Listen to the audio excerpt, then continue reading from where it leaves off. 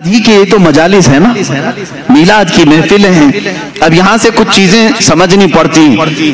دیکھیں دنیا کا ایک اصول ہے، جس کے لیے محفل سجاتے ہیں جب تک وہ رہتا ہے تب تک محفل ہے کہ نہیں؟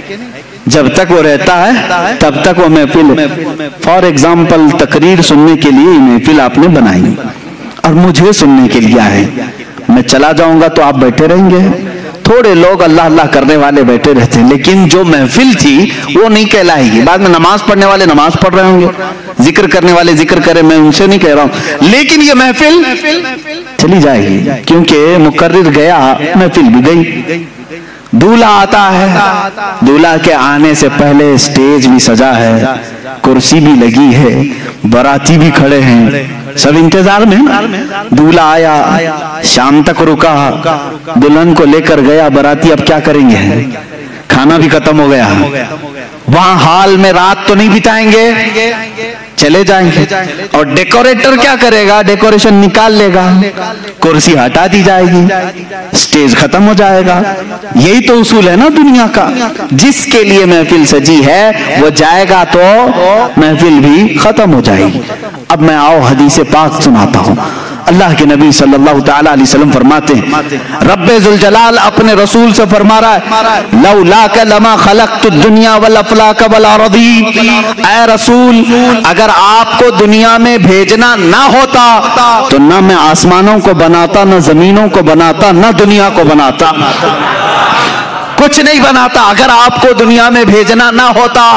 پتہ یہ چلا اللہ رب العزت نے یہ ساری کائنات میرے محبوب کے لیے سجائی ہے، اپنے حبیب کے لیے سجائی ہے۔ رسول آنے والے تھے، ان کے آنے سے پہلے 1,24,000 انبیاء کو باراتی بنا کر بھیجا گیا ہے، انتظار میں بھیجا گیا ہے۔ آسمان کا شامیانہ تانا گیا، زمین کا بچھونا بچھایا گیا، ستاروں کی چمکاہٹ جگمگاہٹ لگائی گئی، چاند و سورج کو لائٹنگ کے طور پر کائنات میں سجایا گیا ہے، اور یہاں پر درختوں کے پھل پودے سارے یہ سجاوٹ میں اللہ رب العزت نے ہر چیز فرما دی، اور انسانوں کے لیے ایک عظیم جھرمٹ رکھا۔ اور اس کے بعد اللہ کا وہ محبوب دولہا بن کر 12 ربیع الاول شریف کو آیا، جس کے انتظار میں ساری کائنات تھی۔ چاند بھی اسی کے انتظار میں تھا، سورج بھی اسی کے انتظار میں تھا، آسمان بھی اسی کے انتظار میں ہے، زمین بھی اسی کے انتظار میں ہے، انبیاء بھی اسی کے قصیدے پڑھ کر کے دنیا سے گئے۔ اب وہ رسول دولہا بن کر کے آیا، اپنی حیات طیبہ کے 63 سالہ اس رسول پاک نے ظاہری زندگی میں گزارے۔ اب میں آپ سے سوال کرتا ہوں، رسول 63 سال کے بعد اپنے آپ کو پردہ فرما لیا، ہمارے چشم عالم سے روپوش ہوئے، مجھے بتاؤ دولہا دنیا سے گیا ہے، میں پوچھتا ہوں چاند تو کیوں چمک رہا ہے، سورج ابھی کیوں باقی ہے، زمین کیوں ابھی تک ٹھہری ہے، آسمان کا شامیانہ کیوں لگا ہے، یہ پیڑ پودے ابھی تک کیوں باقی ہیں، یہ کیوں ہیں؟ دولہا چلا گیا، ڈیکوریشن ختم ہونی چاہیے، دولہا گیا، ساری سجاوٹ جانی چاہیے۔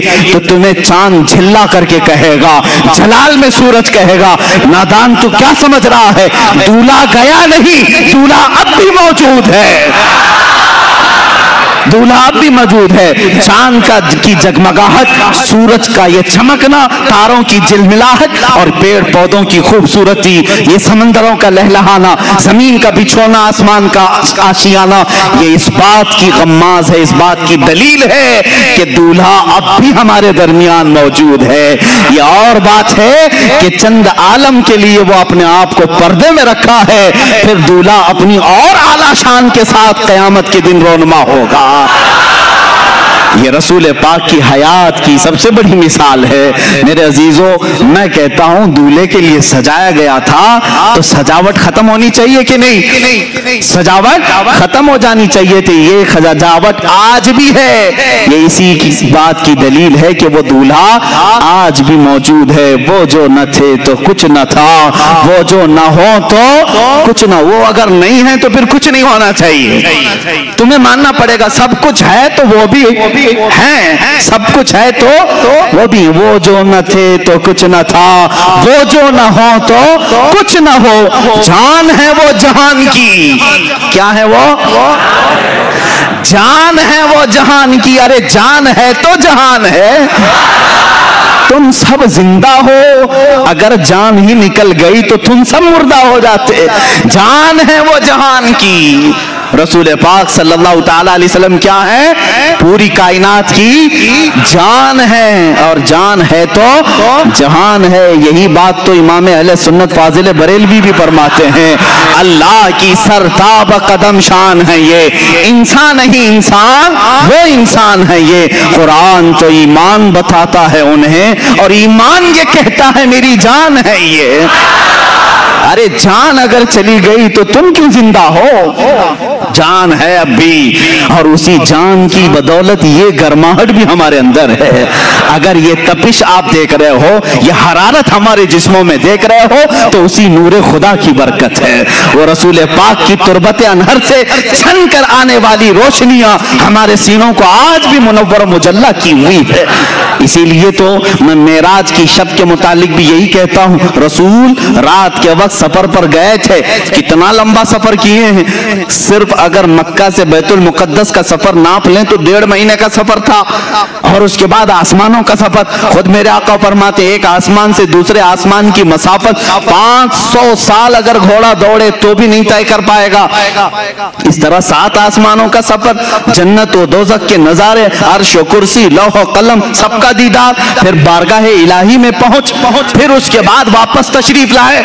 لیکن یہاں حیرت اس بات کی ہو رہی ہے، رسول جتنا چاہے لمبا سفر کریں، جب یہ کہا جاتا ہے زنجیر بھی ہلتی رہی بستر بھی رہا گرم، تا عرش گئے پھر آئے محمد صلی اللہ تعالی علیہ وسلم۔ اب عقلیں حیران ہوتی ہیں، شارٹ ٹائم میں، اتنے وقت میں بستر گرم کتنی دیر رہتا ہے؟ 1 منٹ 2 منٹ؟ زنجیر دروازے کی کب تک ہلے گی؟ 1 منٹ 2 منٹ؟ 1 منٹ میں 7 آسمانوں کا سفر، جنت دوزخ کے مشاہدے، یہ سب کیسے ممکن ہے؟ تب بعض محققین نے یہی کہا میرے عزیزو، وہ جانے کائنات ہے، وہ جانے کائنات ہے۔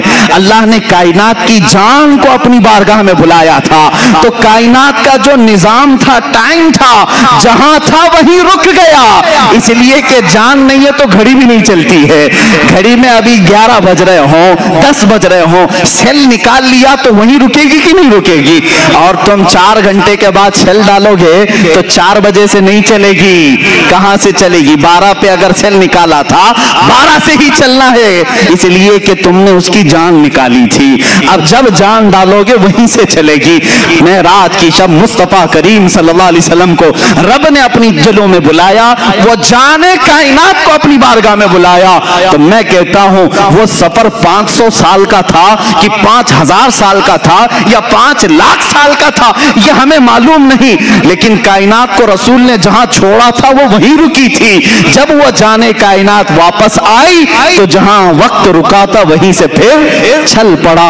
یہ ہے معجزہ میرے آقا صلی اللہ علیہ وسلم کا، تمہیں ماننا پڑے گا وہ جانے کائنات ہیں، وہ اصل کائنات ہیں، وہ مقصود کائنات ہیں۔ رسول کریم صلی اللہ تعالی علیہ وسلم کی جب اس حیثیت کو تم سمجھو گے تب پھر تم حضور کے حیات کا انکار نہیں کرو گے۔ حضور پاک کو مردہ مر کر مٹی میں ملنے والا اس طرح کے جسارت والے جرت والے کلمات نہیں بکو گے۔ تمہیں یہ معلوم ہونا چاہیے وہ عام بشر نہیں ہیں، وہ نوری بشر ہیں اور اللہ کے حبیب ہیں، اللہ کے محبوب ہیں۔ اللہ نے جب اپنے فرشتوں کو اتنی طاقت دی ہے تو اپنے خاص محبوب کو کتنی طاقت دی؟ وہ اللہ کے حبیب صلی اللہ تعالی علیہ وسلم حیات میں ہیں۔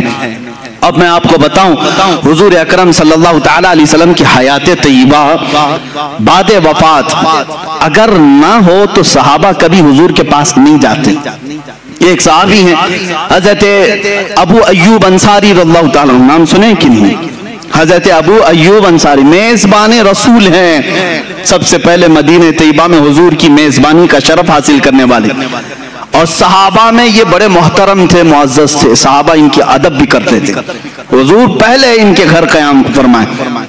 ایک بار ایسا ہوا کہ خلفائے راشدین کا زمانہ ختم ہو چکا تھا، حضرت ابو ایوب تھے اس زمانے میں، امیر معاویہ رضی اللہ تعالیٰ عنہ کا زمانہ بھی ختم ہو چکا تھا تقریباً، یا حضرت امیر معاویہ کے زمانے میں مروان نام کا ایک شخص، مروان بن حکم، یہ مدینے کا گورنر بنایا گیا، مدینے کا گورنر بنائے گا. یہ اس زمانے کی بات ہے جب اہل بیت اطہار کے خلاف یعنی ظلم کی داستانیں ہو رہی تھیں. اہل بیت اطہار پریشان کیے جا رہے تھے.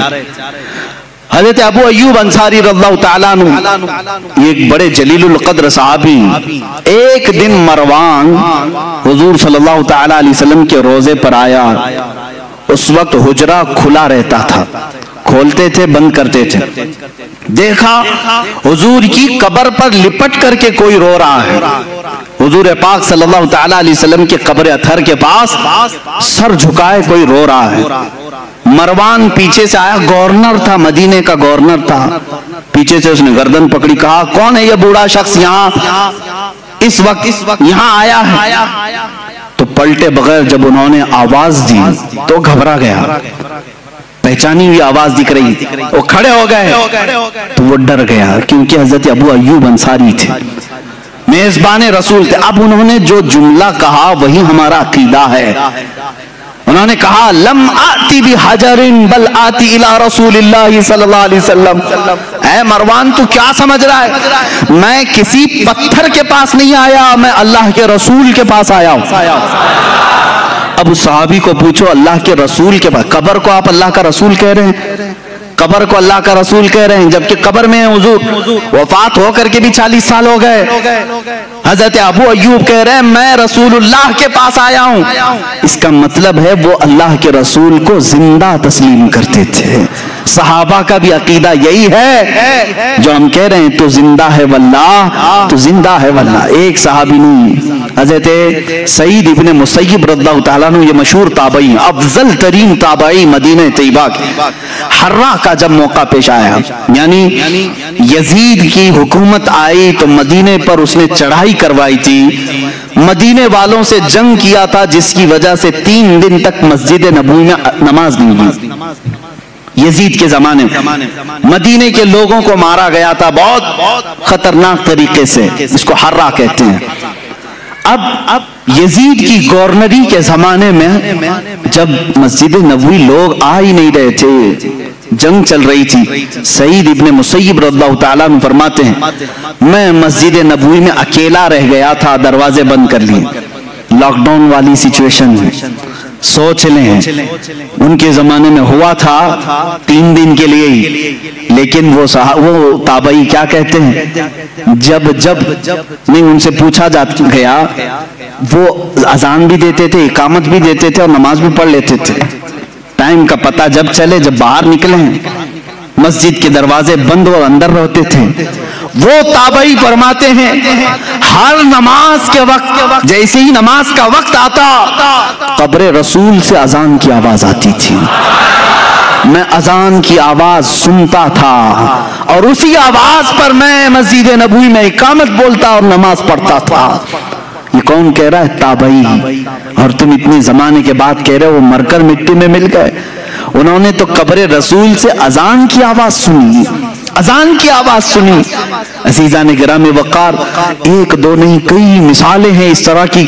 رسول پاک صلی اللہ تعالیٰ علیہ وسلم کی حیات کے متعلق، وفات کے بعد کی حیات کے متعلق کئی لوگوں نے میرے آقا صلی اللہ تعالیٰ علیہ وسلم کا دیدار بھی کیا، زیارت سے مشرف بھی ہوئے ہیں.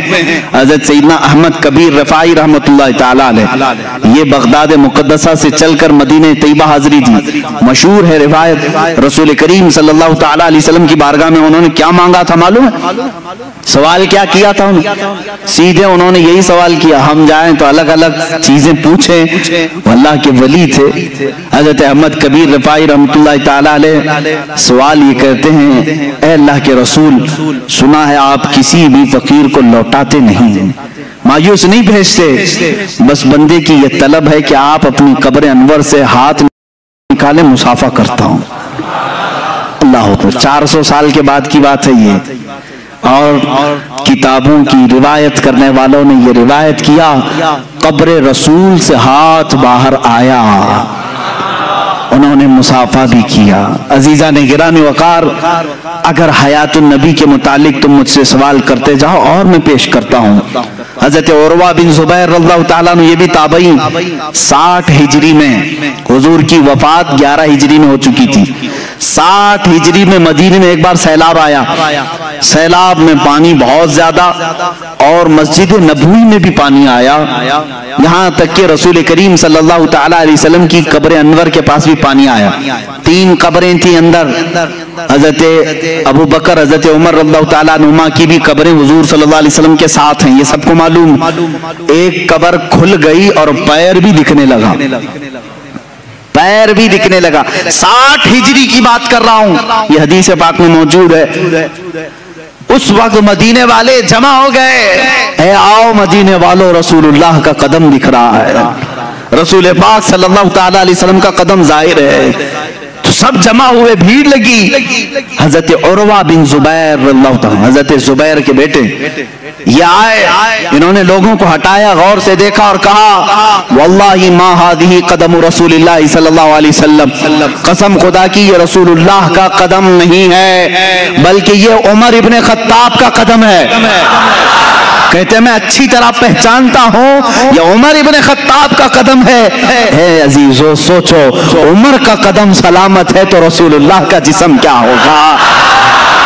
تم تو رسول کے جسم پاک کے بارے میں سوال کر رہے ہو. تابعین کہہ رہے ہیں عمر کا قدم سلامت تھا 60 ہجری میں.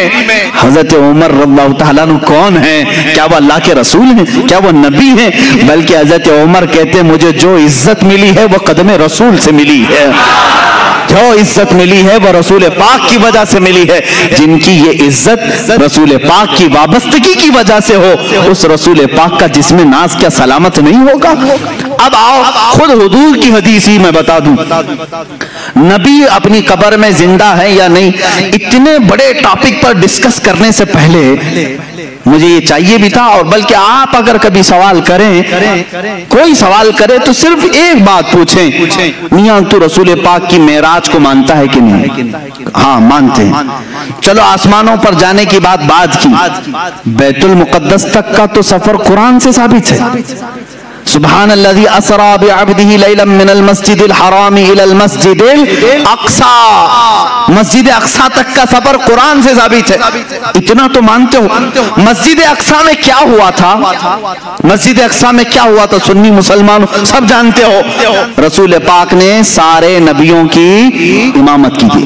کتنے نبی؟ آدم علیہ السلام سے لے کر عیسیٰ علیہ السلام تک جتنے نبی تھے ان سب کی حضور نے امامت کی تھی. مجھے یہ بتاؤ، یہ 1,24,000 کم و بیش جو نبی آئے تھے وہ کب کے نبی تھے؟ وہ کب کے نبی تھے؟ کیا رسول کے زمانے کے نبی تھے؟ وہ صحابی نہیں. ان کی وفات ہو کر کسی کی 4,000 سال، کسی کی 3,000 سال، کسی کی 2,000 سال، کسی کی 500 سال، سینکڑوں سال پہلے وفات پائے ہوئے سارے نبی مسجد اقصی میں حضور کی اقتداء میں جمع ہیں. وہاں ابراہیم و اسماعیل بھی ہیں، داؤد و سلیمان بھی ہیں، موسیٰ و عیسیٰ بھی ہیں علیہم الصلاۃ والتسلیم. نادان جب تم معراج کے واقعے میں یہ جانتا ہے نبی ان تمام نبیوں کی امامت کر رہے ہیں جو بہت پہلے فوت ہو چکے تھے، وہ زندہ ہو کر آئے بھی اور حضور کے پیچھے نماز بھی پڑھے. اب بتا جو ان تمام نبیوں کی امامت کیا ہے وہ کیسے مردہ ہو سکتا ہے؟ خود میرے آقا فرماتے ہیں معراج کی سفر پر میں جب جا رہا تھا میں نے نظر کیا موسیٰ علیہ السلام کی قبر پر. حضور فرماتے ہیں موسیٰ علیہ السلام کہاں کہاں ہیں؟ یہاں بیت المقدس میں بھی ہیں، آسمانوں میں بھی ہیں. اور حضور کی ایک حدیث یہ بھی ہے میں نے سفر میں موسیٰ کی قبر کی طرف دیکھا، موسیٰ علیہ السلام کو اپنی قبر میں کھڑے ہو کر نماز پڑھتے ہوئے میں نے دیکھا. حضور کیا فرما رہے ہیں؟ کھڑے ہو کر نماز پڑھتے ہوئے میں نے دیکھا. یہ حدیثیں ہیں میرے عزیزو. اب مجھے بتاؤ نماز کون پڑھتا ہے؟ زندہ یا مردہ؟ نماز کون پڑھتا ہے؟ ارے مردہ ہو تو اس کی پڑھی جاتی ہے اور زندہ اپنی پڑھ رہا ہوتا ہے. اور اللہ کے نبی فرما رہے ہیں موسیٰ علیہ السلام کو میں نے قبر میں نماز پڑھتے ہوئے دیکھا. جب موسیٰ اپنی قبر میں نماز پڑھنے کے لیے زندہ ہے میرا عقیدہ یہ ہے تو زندہ ہے واللہ، تو زندہ ہے واللہ، میری چشم عالم سے چھپ جانے والے۔ رسول کریم صلی اللہ تعالیٰ علیہ وسلم کی حیات طیبہ کے لیے بہت ساری دلیلیں ہیں، خود احادیث سے ثابت ہیں۔ دوسرے نبیوں کی جب زندگی ثابت ہے تو رسول کی زندگی بھی تمہیں ماننی پڑے گی۔ آؤ اب صحابہ کا ہی عقیدہ سب سے بہترین عقیدہ ہے نا، سب سے بہترین عقیدہ ماں عائشہ صدیقہ رضی اللہ تعالیٰ عنہ کا عقیدہ پوچھتے ہیں۔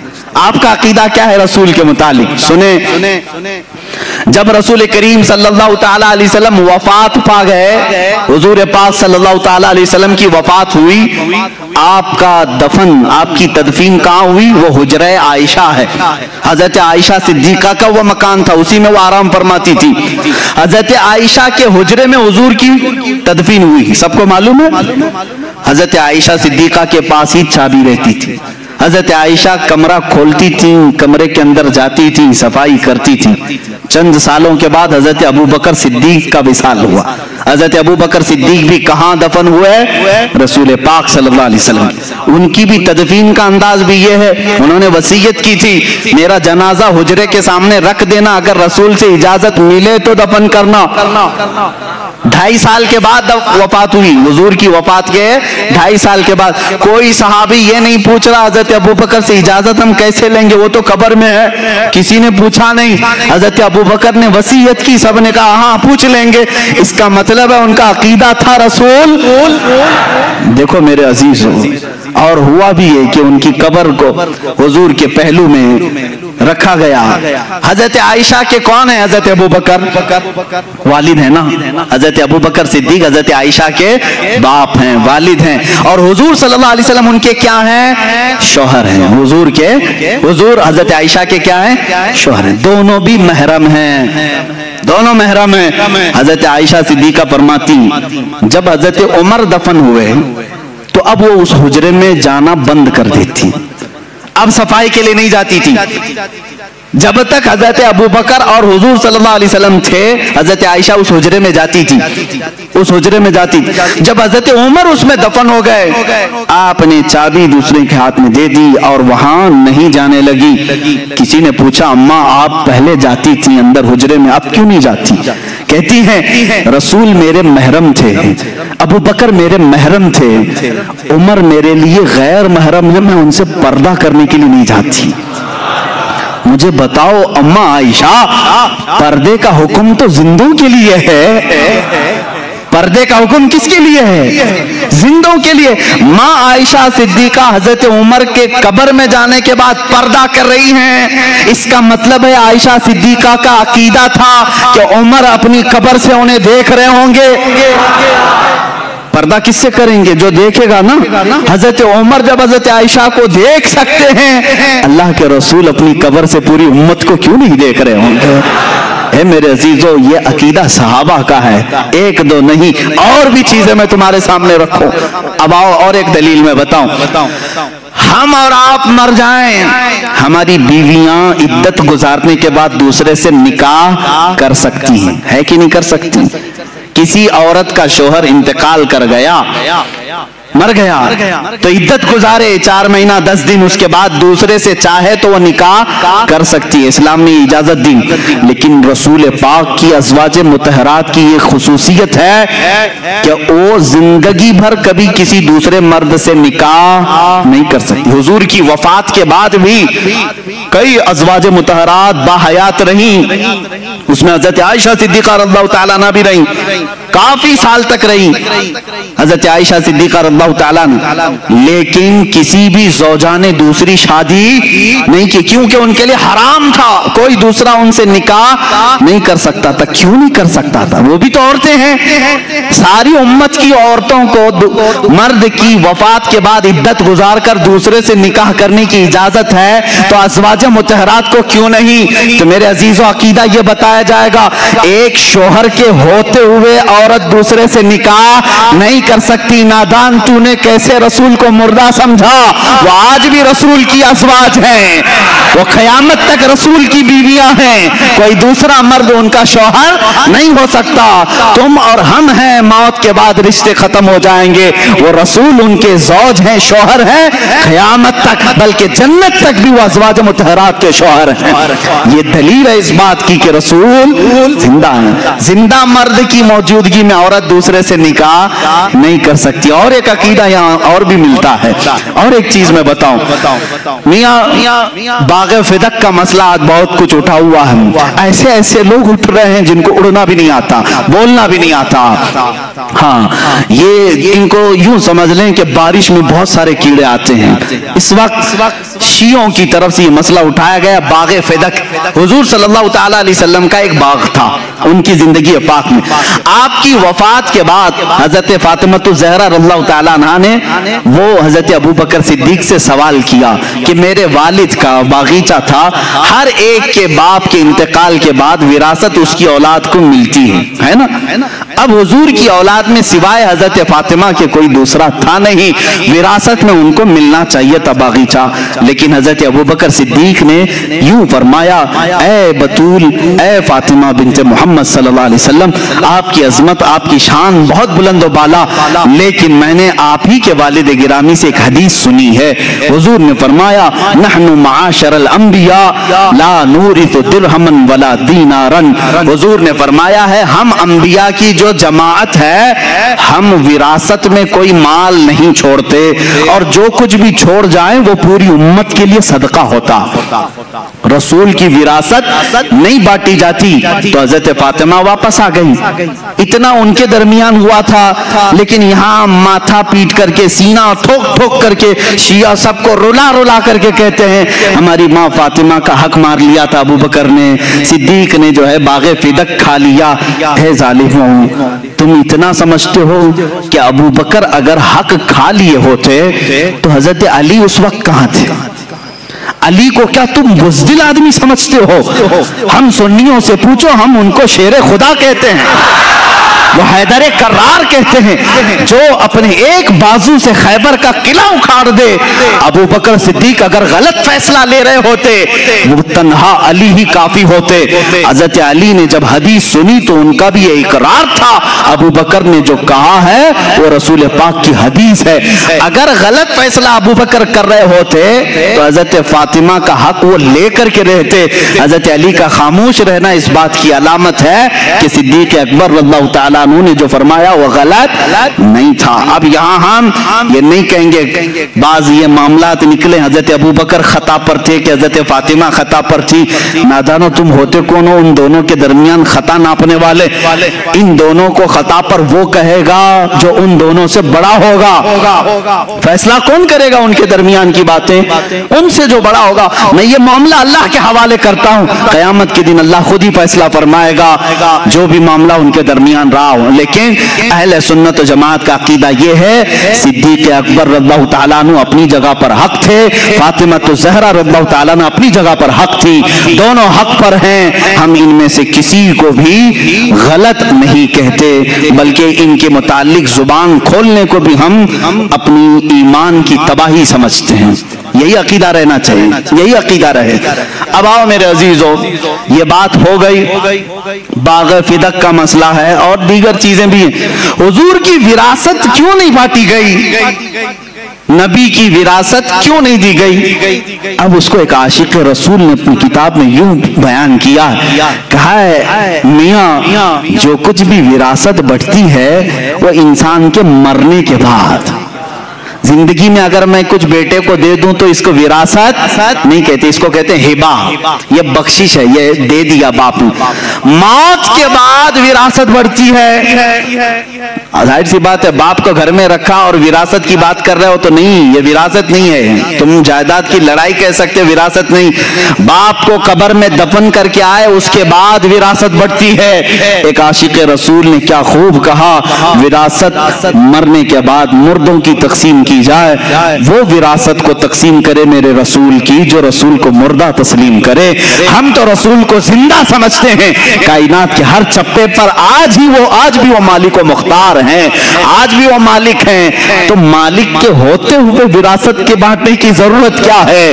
फातिमा के बाप आज भी बाग़े फिदक के मालिक हैं। हमारा अकीदा तो ये है। अजीज़ान गिरामी वक़ार, आखिरी बातों की तरफ आता हूँ।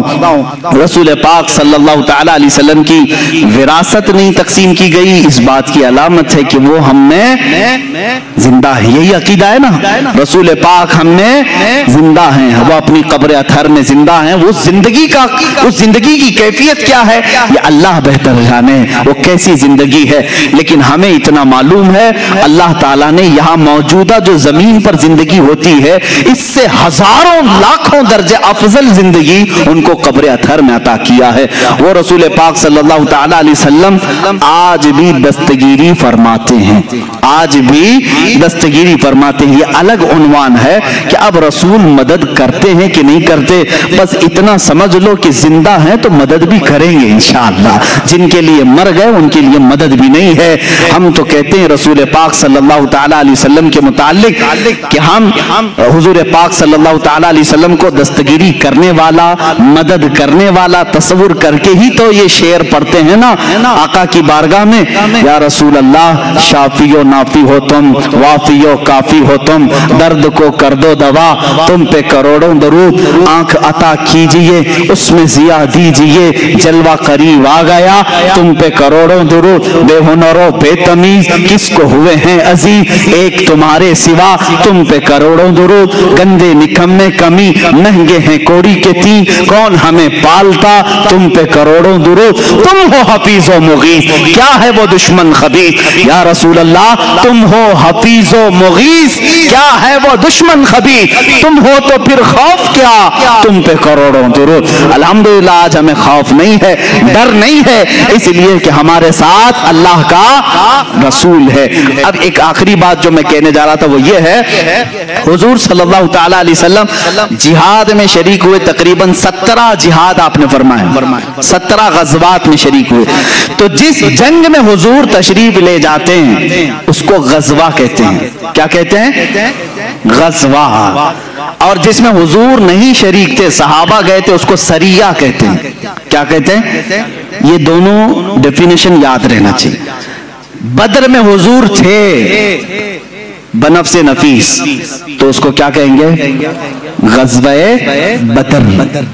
जिसमें हुजूर पाक सल्लल्लाहु तआला अलैहि वसल्लम अपने जिस्म अथर के साथ शरीक रहे, जैसे जंगे उहद, उसको भी क्या कहेंगे? गज़वे उहद। गज़वा कहते हैं जिसमें हुजूर शरीक रहे। लेकिन एक जंग का तज़किरा मिलता है गज़वे हिंद। ये मसला छेड़ते ही कुछ लोगों के पेट दुखने लगते हैं आज। हाँ, लेकिन ये हदीस पाक है, बहुत सारे पंडित डिस्कस कर रहे हैं गज़वा हिंद होने वाला है, गज़वा हिंद होने वाला है। हाँ, वो डिस्कस कर रहे हैं क्योंकि हदीसों की किताबें पढ़े होंगे। अच्छी बात है, तुम पढ़ कर के भी डरते रहो। ये और बात है कि सुन्नी अभी तक सोए हुए हैं, मुसलमान अभी तक सोए हुए हैं। हमारे पास तो कोई ऐसी चीज दिखती नहीं है, लेकिन ये अल्लाह ही की मदद है, अभी से डर है। खैर, मैं उन तमाम चीजों पर नहीं जा रहा हूं, लेकिन इतनी बात है कि गज़वा हिंद क्या है। हजरत अबू हुरैरा रज़ियल्लाहु तआला अन्हु रिवायत करते हैं, एक गज़वा होगा, 2 गज़वों के बारे में हुजूर ने जन्नत की बशारत दी। एक कुस्तुनतुनिया इस्तांबुल फतह करने वाला लश्कर, और एक हिंद में आखिरी वक्त कयामत के करीब एक गज़वा होगा, उसमें शरीक जितने होंगे हुजूर फरमाते हो बेहिसाब जन्नत में जाएंगे। हज़रत अबू हुरैरा फरमाते हैं अगर मैं जी लिया अपना सब कुछ बेचकर मैं हिंदुस्तान जाऊंगा। कौन कहते हैं? हज़रत अबू हुरैरा। अब वो गज़वे की डिटेल फिर किसी मौके पर अर्ज करूंगा, गज़वे की डिटेल फिर कभी अर्ज करता हूं, लेकिन मुझे यहाँ पर बात ये करनी है, ये कयामत के करीब होने वाला है, कयामत के करीब होने वाला, और उसको कहा क्या जा रहा है? गज़वे हिंद। और गज़वे की डेफिनेशन मैंने क्या बताया? जिसमें रसूल पाक تو یہ تو ابھی ہو رہا ہے، غزوہ کیسے؟ محدثین نے کہا اے لوگوں گھبراؤ مت، اس غزوے میں بھی رسول تشریف لائیں گے۔ حضور پاک صلی اللہ تعالی علیہ وسلم روحانیت کے ساتھ جلوہ بار ہوں گے، اس لیے اس کو جنگ ہند نہیں کہا گیا، غزوہ ہند کہا گیا ہے، غزوہ ہند کہا گیا۔ اس سے پتہ چلتا ہے کہ رسول قیامت تک زندہ ہیں اور جنگوں کی قیادت بھی کریں گے انشاءاللہ۔ ہم غریبوں کے آقا پہ بے حد درود، ہم فقیروں کی ثروت پہ لاکھوں سلام۔ میرے آقا صلی اللہ تعالیٰ علیہ وسلم کی حیات طیبہ کو یقین کے ساتھ رکھو میرے عزیزو۔ رسول کریم صلی اللہ تعالیٰ علیہ وسلم ہیں، سنتے بھی ہیں، دیکھتے بھی ہیں، مدد بھی فرماتے ہیں۔ اس عقیدے کے ساتھ جیو گے، بہت ساری چیزوں میں تمہارے تمیز آ جائے گی، بہت ساری چیزوں میں سدھار آ جائے گا۔ بلکہ آپ کو یہ بھی بات میں بتاؤں، ہر جمعرات کو حضور فرماتے ہیں میری امت کے اعمال میرے پاس پیش کیے جاتے ہیں۔ کیا مردوں کے پاس اعمال پیش کیے جائیں گے؟ حضور فرماتے ہیں میری امت کے اعمال میں ہر جمعرات کو دیکھتا ہوں، اچھے ہوں تو اللہ کا شکر بجا لاتا ہوں، برے ہوں تو اللہ کی بارگاہ میں استغفار کرتا ہوں۔ میرے آقا ہر جمعرات اپنی امت کے احوال سن رہے ہیں، فرشتے پہنچا رہے ہیں۔ اب بھی عقیدہ نہیں تمہارا کہ رسول زندہ ہیں، ہمارے اعمال بھی دیکھ رہے ہیں؟ اس لیے میرے عزیزو اب اس عقیدے کے ساتھ اٹھو، یہ جمعرات آئے گی تو خیر مناؤ، کہیں میرے برے اعمال میرے آقا کے پاس نہ چلے جائیں، حضور کی بارگاہ میں میری برائیاں میرے گناہ نہ پیش کیے جائیں۔ اس لیے جمعرات آنے سے پہلے توبہ کر لوں، کچھ نیکیاں کر لوں، تاکہ میرے آقا صلی اللہ علیہ وسلم کے دربار میں اچھائیاں پیش کی جائیں۔ اسی لیے بزرگان امت کا یہ طریقہ رہا ہے، وہ جمعرات کے دن روزہ رکھا کرتے تھے۔ پوچھا جاتا کیوں روزہ رکھتے ہو جمعرات؟ تو یہ کہتے آج رسول کے پاس اعمال جا رہے ہیں، اگر آج جائیں گے تو رسول کو فرشتے یہ بھی بتائیں گے فلاں کا بیٹا یا رسول اللہ آج روزے سے ہے، میرے آقا کی بارگاہ میں میں روزے کے عالم میں پیش ہونا چاہتا ہوں۔ میرے عزیزو یہ ساری دلیلیں ہیں اسی بات کی، یا رسول اللہ تو زندہ ہے واللہ، تو زندہ ہے واللہ، میری چشم عالم سے چھپ جانے والے، چمک تجھ سے پاتے ہیں سب پانے والے، میرا دل بھی چمکا دے چمکانے والے، یا رسول اللہ میں مجرم ہوں آقا مجھے ساتھ لے لو، میں مجرم ہوں آقا مجھے ساتھ لے لو، کہ رستے میں ہیں جا بجا تھانے والے۔ وآخر دعوانا الحمدللہ رب العالمین۔